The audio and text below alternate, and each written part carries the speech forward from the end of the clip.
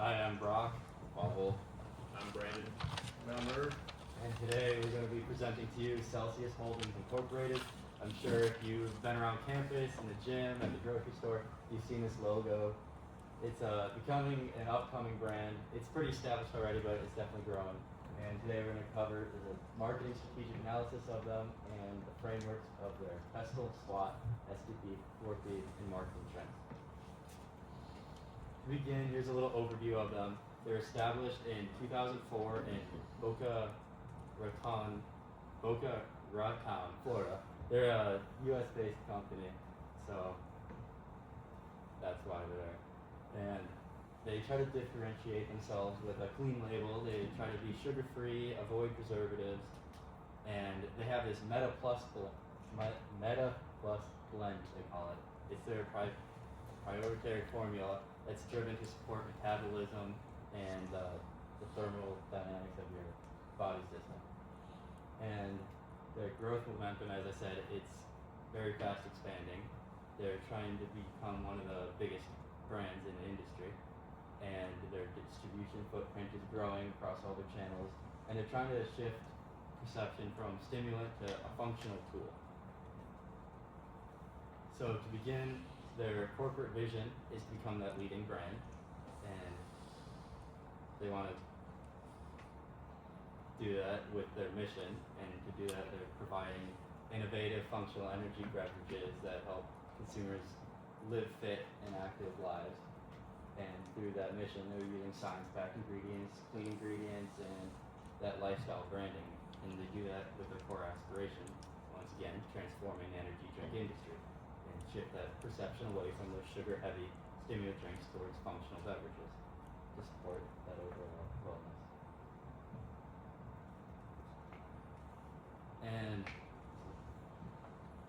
the diversification and financial performance, their portfolio expansion, reducing dependence on single offerings through product diversification, multiple flavors, non-carbonated options, powdered formulas, lifestyle targeted variations. And their strategic acquisitions are broadening their demographic reach and strengthening their marketing position through targeted purchases.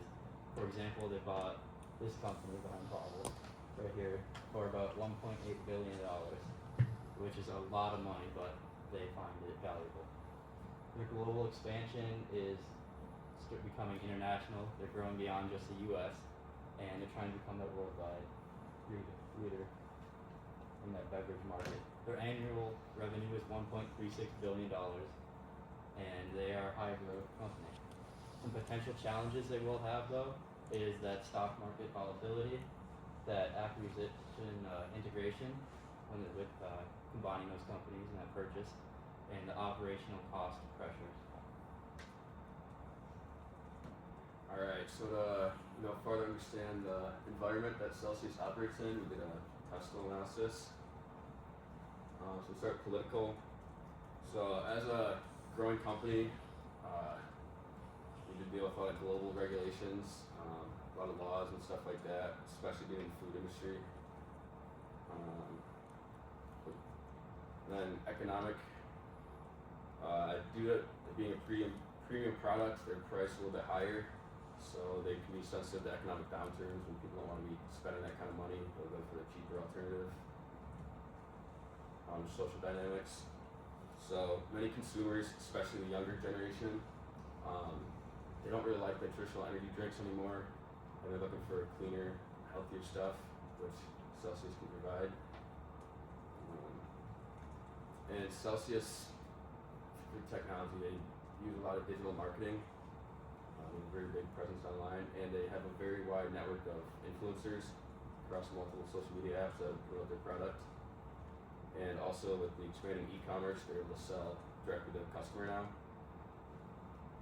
And then for legal, so any food or drink or anything is going to have a lot of food regulations and stuff they have to follow, especially energy drinks with the caffeine stuff. And they have health claims with their drink, so they need to be able to back those up. And then environmental, any large global company is going to face a lot of pressure about their carbon footprint and their sustainable packaging, stuff like that. Alright, and we're gonna move on to the SWOT analysis. We're gonna start off with their internal factors, their strengths and weaknesses. So, their biggest strength is that the brand differentiation. So, a lot of the other energy drinks, are unhealthy, and Celsius is seen as a healthy option. Strategic partnerships is also a big strength for them. In 2022, they did a deal with PepsiCo for distribution, and that massively increased their distribution. They were able to get their product in a lot more stores in front of a lot more people. And then weaknesses, category dependence. So they really only make something for the energy drink industry. So if there's people move away from that industry, they will lose customers. Also, their pricing I mentioned earlier, their high pricing, people might not want to spend that much money and they'll go for a cheaper alternative. And then their external factors. So they are a growing company. They have a lot of opportunities. Specifically, they are mainly in the U.S., so they can expand to other countries. Also, that's a growing trend of like health and wellness is good for them, and they're taking advantage of that well. They also have an opportunity to expand their product line from, something more than just an energy drink, which they started doing with, powders and stuff like that. And then their threats. So they're an industry that's pretty much run by big companies like Monster and Red Bull. They've been around forever. And what sets Celsius apart is that they're like a healthier drink. But if those other big companies, Monster and Red Bull, are at least like a healthy alternative, that could be a big threat to Celsius. They take a lot of their market share. And also with like their health claims and ingredients, there's a lot of regulations, and they have to back up their claims with science.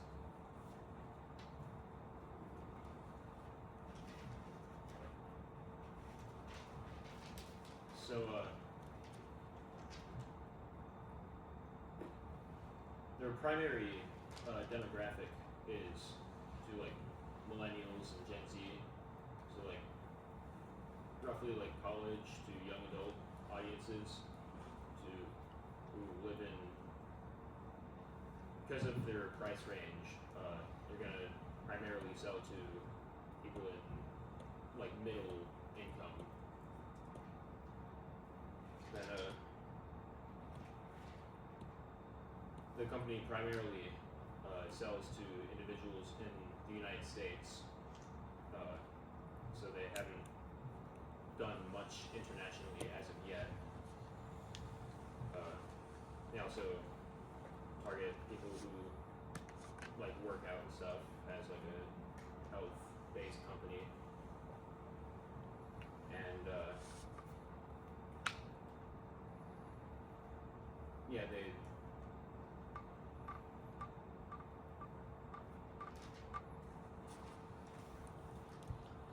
they're doing like the whole like clean energy thing, so it's like minimal sugar and yeah.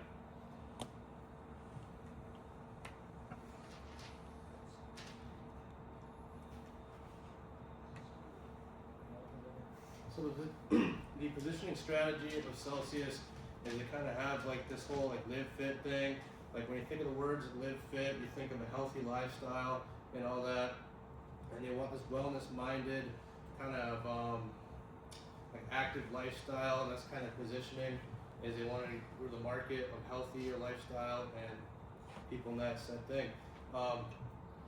They're a really premium energy drink.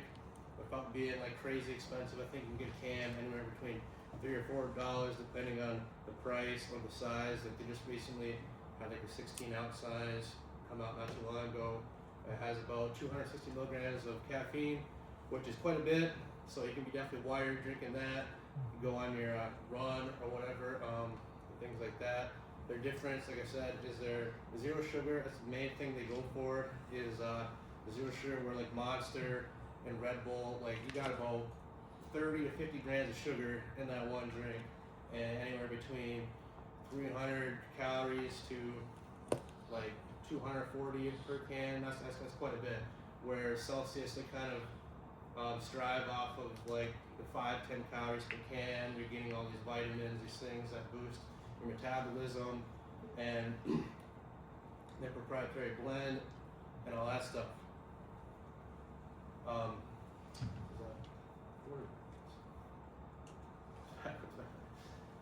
So the product. So like I said, a sugar-free drinks formulated of natural caffeine and general chi extract, which is kind of go off of not as much to get the jitters or the sugar crash of these energy drinks, top leading ones that where you drink it, you might be wired for, I don't know, like an hour, then you're gonna crash and you're gonna take a nap and you're not gonna feel very good about yourself. Differentiation is that better for you, that live fit lifestyle, where you're not gonna feel like a slug after you drink it and just that sugar crash. The price, it had that premium positioning, the higher price in sodas and stuff like that, but without also breaking the bank. Like I said, you know, only like $3-4, not too bad. They have discounts and promotions, like usually in the store. Get one where maybe you buy 5, you're gonna save some money instead of other things. And they have kind of packs, seasonal offers. They do a bunch of promotions and stuff like that. Place, they're available in many grocery chains like Walmart, Target. They're even available here right on campus. And Cat Tracks, the PepsiCo is a big thing. You can also get their company they just acquired too, Milani. I know that's a really big one. I have relatives that are obsessed over that stuff and drink it like no tomorrow. Influencers, big thing, as they go off of like their lifestyle influencers and people that are really in the gym and stuff like that. College camps is a big one, like how Red Bull, they have their ambassador program. Celsius just recently launched the same thing back in 2022, where you become a brand ambassador, get paid while you're going to school, promote said drink, get all these benefits, kind of just promote drink, be marketing on campus. They have digital campaigns. TikTok's a huge one. TikTok is as of the future, as of today, really huge on there. So market trends and growth drivers. 18% e-commerce growth, 70% chance of likelihood of purchase. 73 willing to buy that premium to be healthier and sustainable. On the graph, you see from 2023 to 2030, there's almost 100 point difference or a rise. The sustainable packaging is huge. You know, the eco-friendly is a huge thing. You know, you don't want to pollute the environment. You don't want to have all these bad things. You want to promote the brand. You want to have good stuff. Key insights and the conclusion. So their competitive position is their functional versus stimulant, and a PepsiCo being a partner, they can engage and diversify and get the product out there. Vision alignment, they want to focus on the science-backed, sugar-free functionality and the wellness statement. Environmental, there is regulatory scrutiny on caffeine, like for example, not too long ago, Panera Bread was underneath some fire because they had so much caffeine that it was causing health problems with people and such like that. So they want to have that capped off where you're not going to have people have heart problems or due to caffeine. There's huge social shift towards clean labels, like back to Live Fit, zero sugar, all this, for the healthier fitness people, market strategy. Like I said, I can repeat myself here, but it's kind of the company's main thing is the whole Live Fit thing, and the influencers ensure high engagement and premium pricing power. Global expansion, they want to go all over the world instead of just the North American market, which sees like their main target is right now. In the future, they want to diversify all over the Asian markets, EU, and so forth. Investment, they're doing pretty good. Their stock is solid. More people want to invest. It's a growing company. They're number 3 country in the world behind Red Bull and Monster. Sustainability, like I said, they're huge in eco packaging and so forth. And that was all. Anyone have any questions?